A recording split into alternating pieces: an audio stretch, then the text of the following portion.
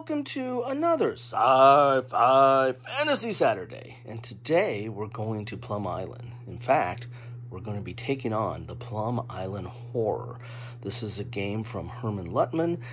It's a solo game, but actually can be played cooperatively, and actually it's probably more cooperative than solo, but I really do like the solo feature of it. I got this from GMT Games, which was kind enough to send me this, and actually was talking with Mr. Luttman about this game, and I think Kilroy and maybe his son might have an appearance in the expansion. I don't know. Let's see what happens in the future. But I'm getting this to the table. I'm going to play this solitaire, and when you play it solitaire, you take on two factions, and I'm taking on the Constabulary. Man, I need a coffee. And the Township, as you can see right there. Taking on those two factions. You play two factions solo. I think I've got most things set up here. Let's get this box off. Well, it's going to be hard for me to get the box off with one hand, but we'll see what we can do here without messing up too many counters there.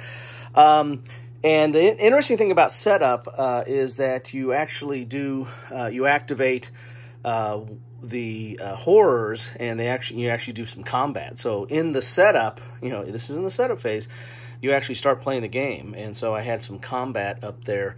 Good old get the counter there. Good old Ed Cramden, from Honeymooners. He had a fight with the horrors at the brewery, no less. Of course he's had a fight with them at the brewery. As you can notice here, I didn't put the standees on here. I like the counters. I like the standees. I'm not a fan of standees in general because, once you put the stands on, sometimes it's a little bit harder to store them, and then they also start rubbing, depending on the kind of stand you have, they start rubbing and destroying the counter. And me, I don't even play legacy games because I don't like to destroy stuff, so let alone destroy my the components of the game. But I might put the stands on at some point.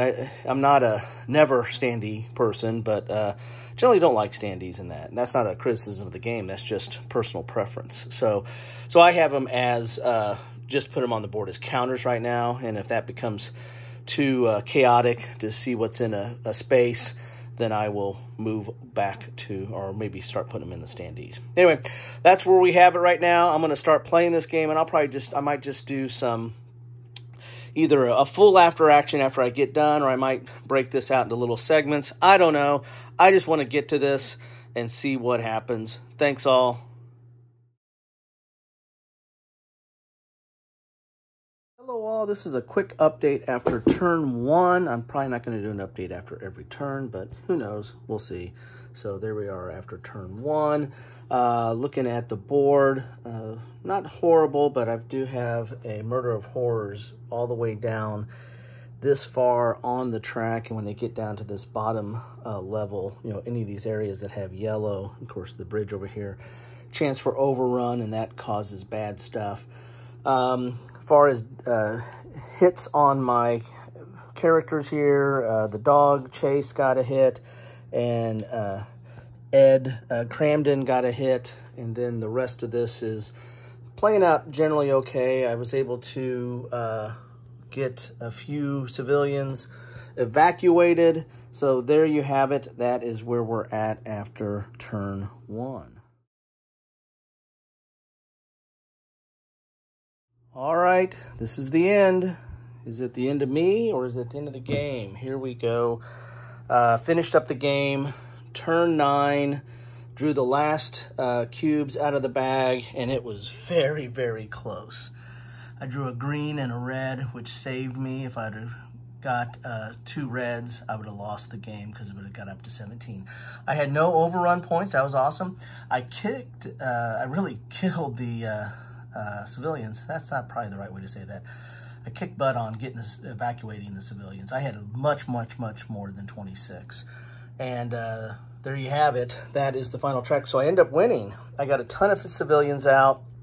I kind of focused on that early, trying to get the civilians down on this last track and then moving them to these evacuation points, and then eventually moves them down this track and moved the Coast Guard boat over here.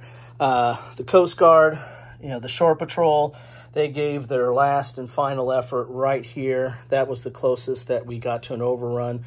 The Horrors got a whole stack, got down here, about 3 of them, and this Shore Patrol fought them off to the last one, but gave up his last. Also lost the Hero.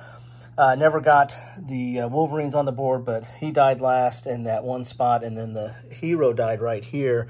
There was a huge massing of Horrors there. As far as casualties, lost, Dr. House was the first casualty. Ed was the second. Fire Marshal Bill was one of my most effective fighters, and with his hose pushing people off and stunning him, but he lost him as well. Did not lose any of the police. Got pretty close. Chase had a lot of hits. Also, Friday had a lot of hits. But and actually Drummond had a few hits, but I was able to use the healing abilities of the available units to get those hits off before they took on any more. Also knocked out some of the mutants. The Hornets came on board, and the Birds of Prey came on board, and was able to take them out. Bigfoot got on board, but never got a chance to cause any trouble there. But there you have it. That is the end. Let's talk about components here. Components are of the best quality. The counters are great. The board is great. The art is great. The cards are good. Like everything about it as far as components. Rule books, rule books are a little tough. I think they're fine. I find it very hard to find stuff, though. You had the rule book and the reference. I was looking, the first time I played it, I watched a lot of how to play videos before I even took the first turn. And I think the rule books could be a little bit more streamlined, or maybe have a summary that kind of lays everything out. It was a little bit tough for me to get into it. It's not that complicated of a game. There's just a lot of little things that you have to kind of deal with over time. Overall, what do I think of the game? I really like it. It has a lot of theme. It has a lot of narrative feel to it. I played it solo. I think as a cooperative, you can even have more narrative. The components are great. I say the only downside is a little on the rulebook, not much, and then the length. The length is a little long.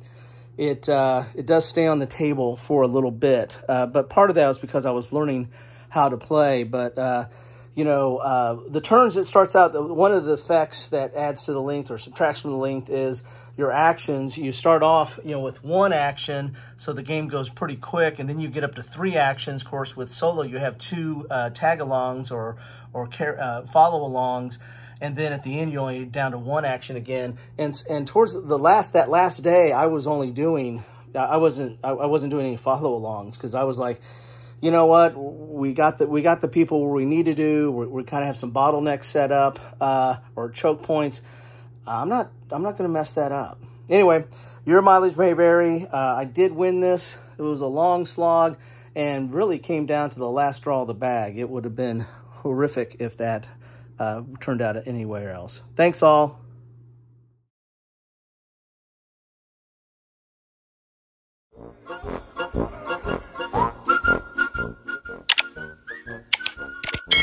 Thanks for watching.